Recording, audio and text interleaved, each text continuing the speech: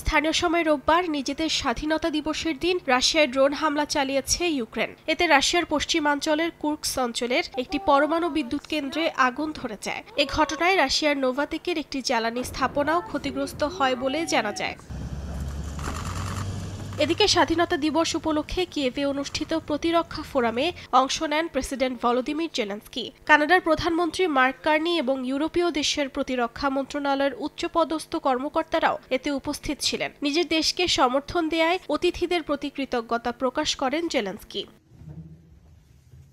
ইউক্রেনের নিরাপত্তা দায়িত্ব ন্যাটোর বদলে জাতিসংঘ নিরাপত্তা পরিষদ সহ আরও কয়েকটি দেশের জোটবদ্ধ হয়ে নেওয়া উচিত বলে মন্তব্য করেছেন রুশ পররাষ্ট্রমন্ত্রী সের্গেই ল্যাভরভ। রোববার মার্কিন সংবাদ মাধ্যম এনবিসি নিউজে প্রকাশিত এক সাক্ষাৎকারে এ কথা বলেন তিনি। বলেন, রাশিয়ার জন্য গুরুত্বপূর্ণ হল ইউক্রেনের ন্যাটো সদস্যপদ না পাওয়া, পাশাপাশি স্থায়ী নিরপেক্ষতা এবং রুশভাষী জনগণের সুরক্ষা। এছাড়া সীমান্ত ও ভূখণ্ড ইস্যুতে আলোচনার গুরুত্ব তুলে ধরেন তিনি।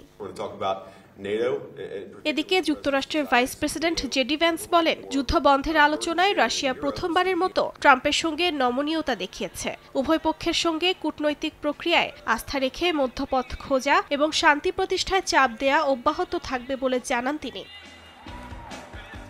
অর্জিতা শাহজিন, সময় সংবাদ।